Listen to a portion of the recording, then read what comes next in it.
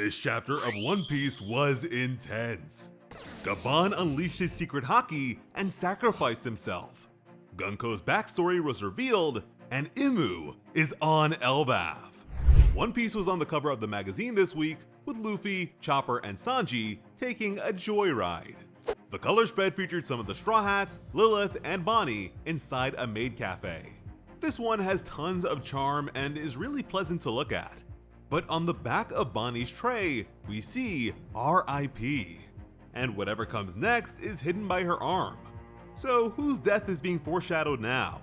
Back with chapter 520, Ace's death was foreshadowed by Luffy's cards, and his reaction to them. Gaban just carved into one of God's knights. The Straw Hats who were on the scene were totally shocked.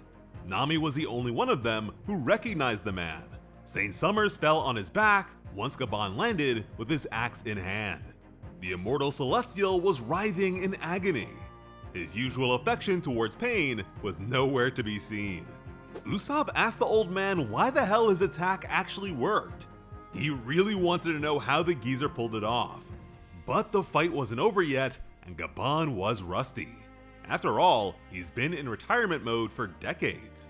Even so, his axe spun, and Gaban made a furious rush.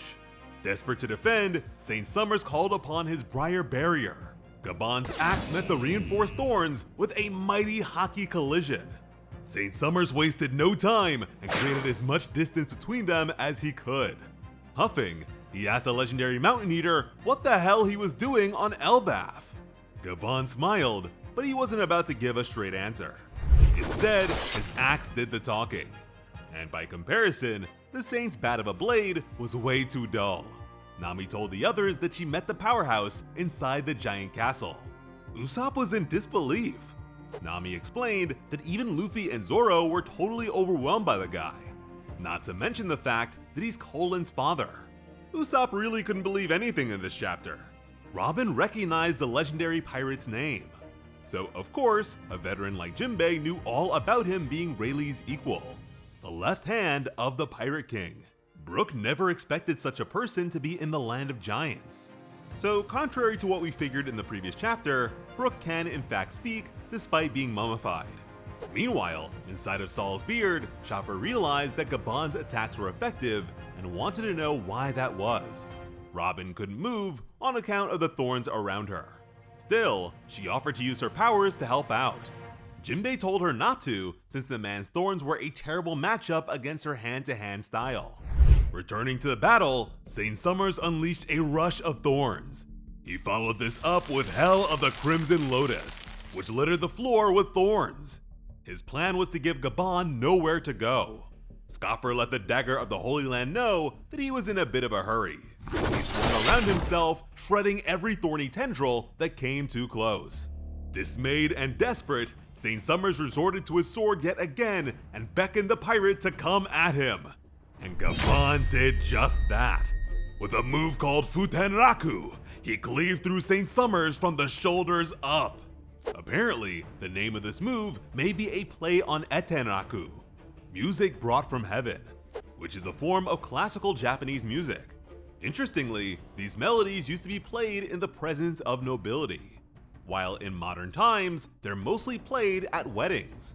Which points to the fact that Gaban went from serving the king of the pirates to being a married family man.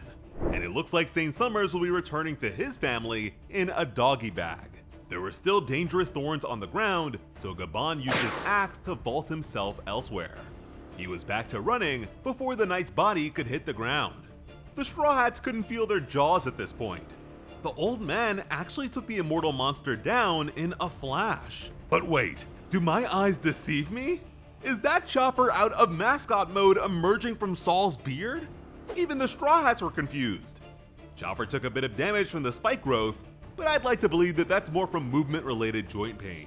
Because finally, Chopper is doing something useful. Gaban's ability to cut someone immortal and stop their regeneration was critical information that they could not afford to let slip. As the only member of the crew who can actually move, it's all up to Chopper to learn what he can. Back at the Walrus School, the math teacher Blade was fretting while all the other students continued to sleep. So the duration of St. Keelingham's sleep inducement is based on their proximity to him. The mythical Zoan user praised Anj for a job well done. The Walrus School was now covered in flames. St. Keelingham was quite satisfied. Anj could only cry in silence as she watched the fire spread.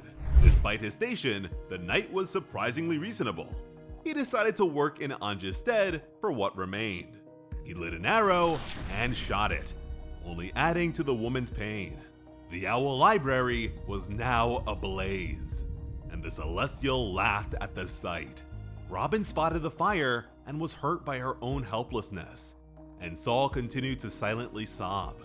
Elsewhere, the gathered giants comforted a crying Elder Jarul.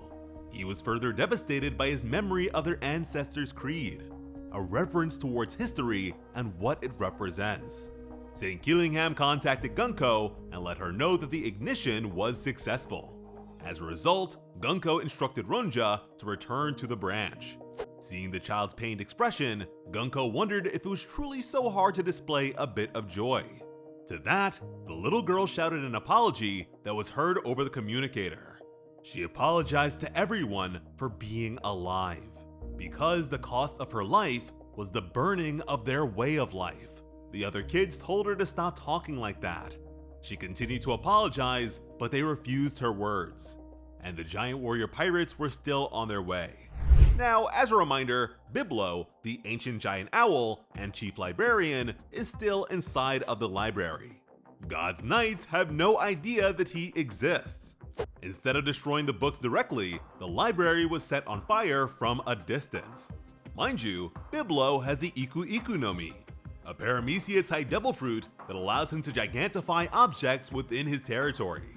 If Elder Jarul recalls their ancestors holding history in high regard, then I'd like to imagine that the mysterious old owl put in charge of their oldest records would be good at preservation, if nothing else. So while the place is on fire, Biblo can just fly off with the tiny books. Losing the buildings is sad, but this is Elbaf. They have an abundance of building materials, the mightiest workforce in the world, and plenty of passion. Hell, Road made a sustainable kingdom out of Legos, and he's just a navigator. They can have these buildings back up and running before the other kids even wake up. Side note, the cover page that foreshadowed Ace's death also seems to have foreshadowed Biblo. We see Zoro is wearing a shirt with an owl on it. And while having unique outfits is typical for a color spread, and they all do have those here, Zoro is the only one of them wearing something that he doesn't usually. Not only does Biblo wear glasses, but notably, so does Zoro's outfit for this arc. More than that, the text that accompanies the owl on his shirt reads Fukuro Daruma. Not to be confused with the CP0 agent, Fukuro refers to the Ural owl, while a Daruma is a Zen symbol of good luck and perseverance. So pretty much, don't worry about it, the owl will take care of it. Zoro happens to be the only one of them who is totally calm, disengaged, and is even perched in a tree. He spits a bunch of tiny seeds out, like how we can expect Biblo to offload the tiny seeds of knowledge contained in the books. Anyways, from there, Gaban began closing in on Gunko's location. She was startled by his approach. Culture, history, children, and even military might. Gaban didn't believe they had the right to take any of those things away from Elbaf. Gunko recognized the Pirate King's left hand. She reminded him that resistance would result in the death of the hostages. Looking over their shoulders, the children recognized Gaban and let Colin know. Gaban gritted his teeth. He prayed that Colin wouldn't give away their connection. Unfortunately, Colin wasn't the least bit conspicuous. He called out to his father and let everyone know that they'd be just fine since his dad is stronger than all of theirs. The kids cheered as Gunko set her sights on the boy. Gaban had to hurry. He swung, but Gunko raced towards his son with an arrow. Her saber was aimed at his neck. Crying, he told her to get off of him, which Gunko accepted as a request for her to off him. She told the Mountain Eater that challenging her would mean the death of his son. She shifted her gaze and awaited the pirate's response. Gaban knew that this was his last chance. If he can take Gunko down, then he can put out all the fires, save the kids, and protect the country. but he'd have to get the job done in an instant. Gaban told his boy that he would only need a single second. He begged his son to be strong and hold out. Colin was distressed, but he cried out his agreement as a proud warrior. He awaited his father's victory. Gaban knew that Colin would get hurt, but promised to save him. Gunko coldly reminded him that once taken, a life cannot be returned. Gaban was pained by his thoughts. He remembered the day Ripley gave birth to their son. Gaban thanked her for giving life to the treasure of a lifetime. And right now, Ripley was counting on him to save that very treasure. Gunko's weapon began to pierce Colin's flesh. Gaban cried out with all his might. If he didn't stop her here and now, this nightmare would only get worse. But with future vision, Gaban saw the death of his precious son. He cried out his son's name as the boy promised that he could take the pain. Just then, the horrified Gaban begged Gunko to spare his son. He threw away his axe and surrendered. Gunko dislodged her weapon and faced Gaban. Silently, he apologized to the land of giants. The world noble mocked the inferior being's weakness as she fired an arrow. A huge trifecta pierced the legend's body and sent him plummeting. His final words were an apology to his son. He knew the pain must have been tremendous and apologized again. Beyond pain, Colin now felt a world-shattering confusion. This scene really reminds me of the most painful scene in Dragon Quest V. Yet another One Piece legend has fallen to an underhanded, dishonorable move. And it's only made worse by the fact that he only needed one more second. Colin watched his dad fall to his end, but what he didn't see was a determined Chopper. As Colin wailed, Chopper leapt after Gaban. This would be a great time for him to channel his inner Rudolph. If Chopper can get the information he's after, I wonder if he'll just pass it off to someone strong, or if he'll actually make use of it himself. Since right about now, they should be headed to the realm of the dead, where they'll be able to find an overweight Loki and Luffy. Whatever the case, I can't help but feel like this is the level of urgency the Straw Hats should have had towards Haki for a while now, but better late than never. The children were disturbed by Gaban's descent, and none more than Colin, who continued to call after his dad. And something about that had an impact on Gunko. Suddenly, she remembered a woman she resembles, and that woman was crying and shouting for her father. The knight was disturbed and wondered what she was seeing. The next thing she saw was Brook singing with a happy little girl. She remembered the declaration of a pirating dream. We're inclined to believe that Brook was the one saying this on account of what ultimately became his path, but there's no telling for sure. While Usopp was trying to come up with an escape plan with the others, Brook reflected on how similar Gunko looked to someone he knew, and he followed this up with an apology. Meanwhile, Gunko was having a hard time breathing as she remembered the name Brook. Suddenly, she was frantically running back to where he was, wondering if it was really him. Now, before Brook is accused of being a deadbeat like Yasopp, it's important to note that according to the Japanese text, the mention of father that Gunko remembers seems to be in reference to a king. But as far as we know, before being a pirate, Brook was a soldier, not a king. And instead of now calling him father, Gunko refers to him as Brook. So presumably, Gunko was the princess of a certain country that Brook served, likely becoming her personal attendant who would sing and play with her as a child. That's why she was drawn to and comforted by his music, and insisted that he serve her. When Brook replied that he was already sworn to Luffy, Gunko was really angry because he swore himself to her long before then. And just wait for Brook's panty joke to actually be more tragic than Senor Pink's situation. But before Gunko could make it back to him, something shifted. Saint Summers was laid out and pierced by his own thorns. He could hear a dark voice questioning the disturbance. Saint Killingham was stunned to hear the voice of the great Imu. The king of the world informed them the Holy Land was in the midst of being consumed by flames. Black lightning rippled near the terrified children. Gunko's face was horrifying. Imu discerned that the Knights needed additional military force to expedite the completion of their mission. As such, Mu would show them the Dominion of God. Imu is on Elbaf. Oh my goodness, there is so much to unpack here.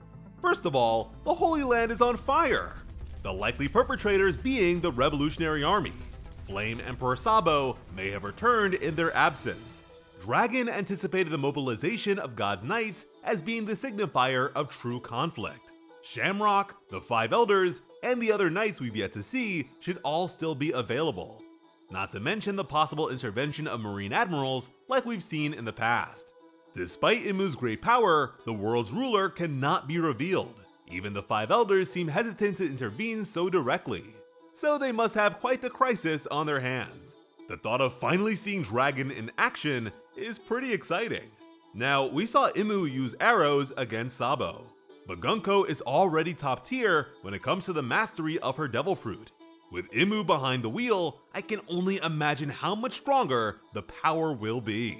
Gunko's hair also seems to have grown with Imu's possession, so maybe we can bet on Imu having long hair. Perhaps Imu is even a woman. Imu may very well have access to all of the Devil Fruits possessed by those bound to them in this demonic way. By becoming a mashup of all those mythological monsters, it's no wonder Sabo was so horrified at the sight of them. But what's up with the urgency of their return? We can disregard the time spent between Gunko and Shamrock. If we just consider the time it's taking Gunko, Summers, and Killingham to conduct this task, they've been very efficient. Even when they were leisurely eating, their plan continued to progress. And once they were set up, Elder Ja Rule only had 1 minute to decide. Really, it's only been 9 chapters. But if you remember, when the Straw Hats finally arrived on Elbaf, we also received the words of Arnott the Explorer. Notably, he urged adventurers not to regret their lost time on the island and strongly warned against overstaying their welcome. We have Colin and his classmates, who are undoubtedly children, being said to be 20 years old. They have no discernible cognitive deficiencies, so it's not like giants simply develop slower. And even then, Oda let us know that a normal person can live to be 140 years old in this world. Ultimately, all the signs seem to point towards the passage of time being different on Elbaf. So how long have the Straw Hats been here? Is Yamato's pilgrimage occurring simultaneously? If so, then we've already seen several days worth of adventure already. Based on Colin's age, time may be passing twice as quickly elsewhere. Learning what's happening around the world at the end of an arc is arguably one of the best things about this series. So if far more time has passed than anticipated, the development should be as insane as possible. Very recently, Gunko mentioned the fact that the final war for the world was swiftly approaching. Perhaps that time is already at hand, and the Straw Hats are running late. I mean, between the Straw Hats discussing how to overcome weaknesses and Chopper chasing power-ups, I'd like to think that there's been a shift in necessity. But Usopp fans, with Brook's backstory sealing the show like this, do you still believe that this is Usopp's arc? I'd love to know. This chapter was all kinds of crazy, and the ones to come are bound to be even crazier, so I hope you'll be here for all that and more. As always, I'm Slice of Otaku. Thank you all so much for watching and have an awesome day. I love you.